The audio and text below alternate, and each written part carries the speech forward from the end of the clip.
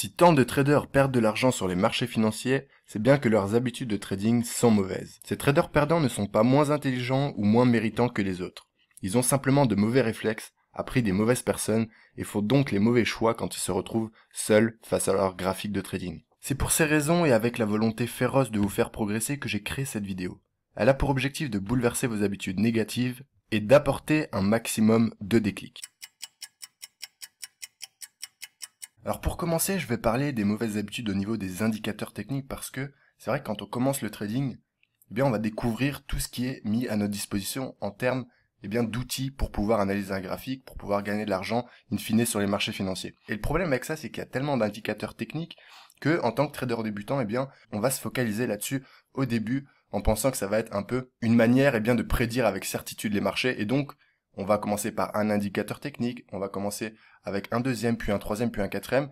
Quand on va se rendre compte qu'aucun indicateur technique ne suffit à prédire les marchés à lui seul, on va se dire que le trading ne marche pas ou alors qu'on n'a pas encore trouvé le bon indicateur technique parce qu'il y en a tellement, il faudrait des années pour vraiment tous les essayer, tous les comprendre et tous les maîtriser. Ils vont vraiment vous disperser dans un premier temps quand vous commencez le trading si vous focalisez trop votre attention sur les indicateurs techniques. Ce que j'aimerais que vous compreniez, c'est qu'un indicateur technique en trading n'est pas bon ou mauvais en soi. C'est simplement un complément d'information qui va venir compléter donc votre analyse technique que vous aurez fait en amont. Et ça rejoint le troisième point que j'ai mis sur cette première slide, c'est que la première information à prendre en compte quand vous analysez un graphique de trading, ça va être les prix et rien d'autre. C'est grâce aux prix, c'est grâce donc au price action, grâce au comportement graphique et globalement à l'analyse technique que vous allez pouvoir lire un graphique, pouvoir le comprendre, pouvoir l'interpréter et pouvoir potentiellement anticiper ce qui va se produire des heures voire des jours plus tard. C'est donc une grosse erreur de vouloir se focaliser sur les indicateurs techniques, de les prendre en compte en les plaçant avant l'analyse technique pure et dure. La seconde chose à comprendre sur les indicateurs techniques, c'est que ils vont tout le temps interpréter le prix. C'est-à-dire qu'en fait,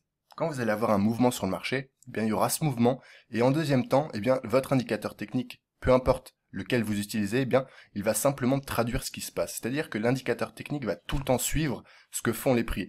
Et donc, vous l'aurez compris, l'indicateur technique aura donc toujours un retard sur l'action des prix. Donc, est-ce que vous préférez comprendre ce que fait le prix en premier temps? C'est-à-dire vraiment avoir de l'avance sur les personnes qui lisent que les indicateurs techniques, ou est-ce que vous préférez avoir un temps de retard en interprétant uniquement ce qu'interprète justement l'indicateur technique au niveau des prix? Je pense que c'est plus intelligent de se focus sur l'action des prix, sur le price action et sur ce qui se passe réellement au monté sur les graphiques, plutôt que de suivre un indicateur technique qui va ne faire qu'au final répéter ce qui se passe sur le graphique. Après qu'on s'entende bien, je ne crache absolument pas sur les indicateurs techniques. Je mets juste un warning parce que c'est vrai que beaucoup de traders débutants vont vraiment concentrer toute leur attention là-dessus et penser, comme je vous dis, qu'ils vont trouver tôt ou tard un indicateur miracle qui les trahira jamais. J'aimerais donc que suite à cette vidéo, vous vous concentrez désormais réellement sur la lecture graphique, sur ce que fait le prix, sur comment interpréter ce que fait le prix. Et donc pour ça, il y a un exercice très simple, c'est de mettre aucun indicateur sur votre graphique. Et pour la plupart, vous allez vous sentir perdu quand vous allez faire ça pour la première fois. Mais vous verrez qu'avec le temps, ça sera que bénéfique parce que vous apprendrez réellement à faire de l'analyse technique et à lire les prix. Et d'ailleurs, pour votre information, sachez que les traders dans les structures professionnelles, quand ils ont leur période de formation, qui dure en général 2, 3, 4 ans, souvent dans plusieurs structures professionnelles, les traders sont formés à la lecture graphique sans aucun indicateur technique. Le deuxième conseil que je vais vous donner, ça va être de ne pas tomber amoureux de vos positions, ou alors des actifs que vous aimez trader, et donc ça va vraiment être un conseil d'ordre psychologique. En trading, c'est important de rester détaché par rapport à ce que vous faites, donc par rapport à vos trades, par rapport à vos actifs, parce que si vous êtes trop engagé émotionnellement par exemple sur l'un de vos trades, souvent vous allez avoir une mauvaise gestion et une mauvaise interprétation de ce qu'il faudrait faire. Par exemple, si vous prenez une mauvaise décision, que vous avez un trade qui est perdant et de plus en plus perdant au fil des heures, vous allez avoir tendance à laisser traîner cette perte. Pourquoi? Tout simplement par ego, et peut-être parce que vous adorez l'actif que vous tradez, et les 5 trades précédents que vous venez de faire sur cet actif précis, sont passés, donc pourquoi le 6e ne passerait pas? Et vous voyez à quel point ça peut être destructeur d'être engagé émotionnellement sur un trade, ou bien sur un actif que vous appréciez. Soit vous avez raison, soit vous avez tort, et faut pas chercher plus loin que ça. Faut pas se torturer si vous avez eu tort, faut pas sauter au plafond non plus si vous avez eu raison. Il faut essayer de rester froid face à vos performances, qu'elles soient positives ou négatives, parce que l'émotionnel en trading n'est jamais bon. Et il vous conduira dans la plupart des cas à faire des erreurs. C'est-à-dire, si vous êtes trop en confiance après une série de gains, vous allez souvent utiliser un excès de levier. Et ça va être comme par hasard, sur le trade qui passera pas. Ça va ruiner les bénéfices des 5 trades précédents. Au contraire, si vous avez une mauvaise série perdante, et bien là, vous n'aurez plus trop confiance en vous, vous aurez peur peut-être de passer le trade suivant, et c'est pareil dans le sens là, c'est pas bon. Il faut savoir se remettre en selle quand on a fait une mauvaise phase de trading, et ça arrive à tout le monde, il n'y a aucun problème avec ça. Il faut juste apprendre à gérer vos émotions, votre psychologie, et essayer de rester détaché au maximum de vos prises de position, peu importe les résultats qu'elles vous apporteront. Donc à terme, le but avec ce conseil-là, c'est vraiment d'apprendre à être détaché de ce que vous faites dans le trading. Il faudra juste être un bon analyste et prendre les décisions en conséquence. Et parfois ça passera, parfois ça passera pas. Et au plus vous deviendrez bon, eh bien, au plus de fois ça passera. Troisième et dernier conseil, ça va être vraiment un conseil plutôt technique. Donc sur le deuxième conseil, on était sur un conseil psychologique. Là, sur le troisième conseil, on va être sur un conseil vraiment technique de trading. Et ça va être d'apprendre à utiliser les niveaux clés dans votre trading au quotidien. Le principal avantage à ça, eh bien, c'est que vous allez avoir des trades de meilleure qualité, des trades plus réfléchis, des trades plus solides et des trades qui auront donc des probabilités de gains plus élevées que d'habitude. Ça va vous éviter d'acheter haut et de vendre bas, ou encore de trader au milieu de nulle part. On vous parle souvent d'overtrading, c'est-à-dire de trader trop dans l'absolu et surtout de trader par ennui, par appât du gain et surtout de trader donc au milieu de nulle part. Parfois vous allez prendre des trades d'ennui ou juste parce que vous avez envie de gagner de l'argent et ces motivations-là vont vous induire en échec dans le sens où vous allez prendre un trade alors qu'il ne fallait pas le prendre parce qu'il n'y avait pas de zone importante à trader. Ou alors vous allez voir un marché exploser, vous allez arriver bien en retard, le timing, le risque ratio ne sera plus bon et vous allez quand même acheter beaucoup trop, ça s'est passé beaucoup de fois sur le Bitcoin. Ou à l'inverse, vous allez vendre trop bas parce que le marché a craqué, donc pour vous c'est vendeur. Et le problème avec ça, c'est que c'est que du feeling. Et ce que je vous ai dit avant, c'est que l'émotionnel en trading, c'est pas bon. Il faut tout le temps réfléchir, de façon cohérente, de façon lucide et surtout de façon technique sur ce que vous voyez sur le graphique au moment T. Et c'est à ça que vont servir donc ces fameux niveaux clés. Ça va être simplement des zones importantes de support ou de résistance en fonction du sens que vous donne votre actif. Et je vous assure que quand j'ai compris ça, tout mon trading a changé dans le sens où j'ai changé mes habitudes, j'ai arrêté de trader au milieu de nulle part, j'ai arrêté de trader en retard et j'ai arrêté de trader avec mon émotionnel. Donc là, ce qu'on va faire pour finir cette vidéo, c'est qu'on va aller sur les graphiques, on va aller sur le pétrole et on va tracer quelques niveaux clés ensemble pour que vous compreniez l'importance et la pertinence de cette démarche. Nous sommes rendus sur le pétrole en unité de temps daily, comme vous pouvez le voir juste ici. Et première chose, pourquoi sur du daily? Vous commencez à me connaître, mais pour ceux qui ne le savent pas encore, c'est que mon analyse technique, elle sera toujours faite sur les grosses unités de temps, car plus pertinente, car plus sérieuse, car plus solide, tout simplement, ok? On va éviter de tracer des grosses zones sur des unités de temps comme le M15, le M5, parce que, c'est pas assez solide, ça va être très vite ébranlé, et surtout, les probabilités ne sont pas de votre côté. Ce qu'il faut faire, au contraire, c'est, faire son analyse technique, et notamment tracer les niveaux clés sur des unités de temps solides qui vont être souvent respectées et avec lesquelles vous avez les probabilités de réussite.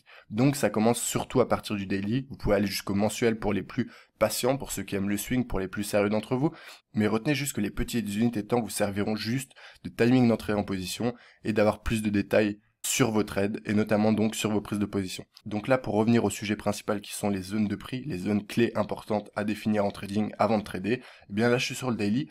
Et ce qu'on va faire, c'est qu'on va commencer à les tracer ensemble tout simplement. Donc la première qui me saute aux yeux, c'est l'ancienne résistance qu'on a cassée avant de faire le dernier mouvement aussi, ok? Donc sachez qu'une zone de prix, donc ça va être une zone de support ou de résistance. Là en l'occurrence, à ce moment-là, ce que je vais tracer, c'était une zone de résistance, ok? Parce que ça a été rejeté, on était en dessous, vous voyez que ça a été rejeté plusieurs fois, et vous voyez qu'enfin, fin septembre, donc ça fait à peu près un mois, on l'a cassé à la hausse, et donc une fois qu'on l'avait cassé à la hausse, après les retests, et cette zone un peu d'embouteillage, vous voyez que cette zone anciennement résistance est devenue support. Et donc ce qu'il faut retenir pour une zone qu'elle soit support ou résistance, c'est que c'est pas une ligne de prix fixe. Il y a aussi cette erreur qui est beaucoup commise par les traders débutants et même par d'autres traders, c'est que ils vont tracer leur résistance et leur support avec juste un trait ici par exemple. Et donc dès que le prix va faire une fausse cassure, ils vont se faire avoir. Une vraie zone clé, c'est une zone, c'est-à-dire qu'il y a deux traits et ça englobe une zone de prix. Donc là, grosso modo, ça serait une zone entre 75 $ et 74 $. Donc une zone de 100 pips parce qu'on est en daily, il y a quand même plus de mouvements. Et donc, c'est important à retenir qu'une zone est toujours plus ou moins large en fonction de l'unité de temps et c'est jamais, en tout cas jamais, juste une ligne de prix fixe, ok? Donc ça, c'est la première chose. Et là, on peut voir donc que cette zone était très importante parce que elle a été travaillée, parce que c'était une zone de résistance qui est par la suite devenu support après la cassure. Donc ça, c'est une première zone clé qui est importante à mes yeux et je vais la surveiller au cas où le marché reviendrait la travailler dans les jours suivants pour potentiellement en faire une zone d'achat. Parce que oui, sur le pétrole, on est dans une tendance très haussière. Et donc, dans une tendance très haussière, l'autre règle à retenir, c'est qu'on va jamais faire de contre-tendance. Donc un marché qui est haussier comme ça, je ne pense même pas à le vendre. C'est interdit, c'est une règle de trading qu'il faut se fixer. Si le marché est très haussier, on ne le vend pas, peu importe ce que vous voyez, peu importe les arguments, vous ne devez jamais le vendre. À l'inverse, un marché très baissier, vous ne devez jamais l'acheter, à part s'il y a enfin un gros retournement, mais ça c'est une autre histoire. Donc là, pour l'instant, un marché très haussier comme ça, tout ce que je vais faire, c'est tracer des zones de support potentiel sur lesquelles le marché pourrait venir prendre appui pour repartir après dans la tendance haussière. Et donc moi, ce que je vais faire, c'est rechercher des zones d'achat. Donc là, on en a une première, et la deuxième grosse zone clé que je vois, ça va être tout simplement celle-ci. Donc voilà pour la deuxième grosse zone clé. Ce qui est important aussi quand vous tracez vos zones, c'est de prendre en compte le nombre de fois où elle a été travaillée. Donc là, vous pouvez voir que pareil, c'était une zone de résistance de base. On a échoué plusieurs fois dessus, donc une fois ici, deux fois ici. Là, on s'en a approché, on n'est même pas allé jusqu'à la zone. Là, on a été rejeté une troisième fois, on est resté en dessous, on a été rejeté une quatrième fois, et enfin, la cinquième fois, on l'a cassé pour que cette zone de résistance devienne zone de support. Et vous voyez qu'une fois qu'elle est devenue support, eh bien, on a fait un nouveau point haut, on allait à ma deuxième zone, et on allait reprendre appui sur l'ancienne zone de résistance devenue support. Ça a tenu, vous pouvez voir qu'ici, on a fait une fausse cassure en daily, parce que directement après on a réintégré, on est resté au-dessus, vous pouvez voir là c'est très précis, ça a été travaillé juste au-dessus, on est vraiment resté au-dessus pour valider cette zone, puis après on est allé plus haut pour casser l'autre zone de résistance qui va devenir support par la suite. Donc ça c'est vraiment les deux zones principales que je vois au moment T en daily sur le pétrole, de support qui seraient intéressantes pour acheter puisque je vous le rappelle, l'actif est haussier.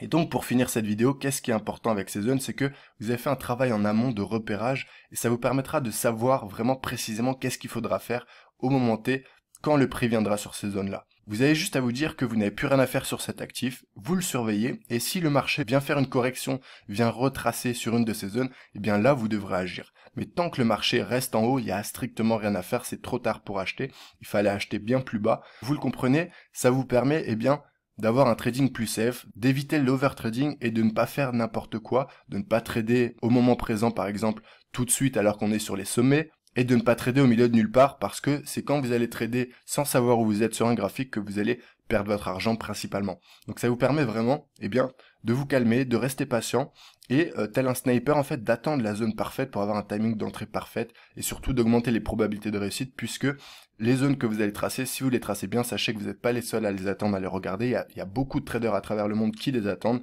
Et une fois que le prix sera sur ces zones, c'est comme si tout le monde va se mettre d'accord et chacun de son côté pour faire rebondir le marché et continuer la tendance. Voilà ce que je pouvais vous dire les amis pour cette vidéo. Ce sont 3 conseils vraiment importants, c'est pour ça que je les ai sélectionnés. J'aurais pu vous en donner plus, mais c'est vraiment les 3 plus importants que j'ai à vous partager. J'espère que ça vous servira. C'était le Trader Smart, je vous dis à très bientôt dans une prochaine vidéo. Ciao ciao.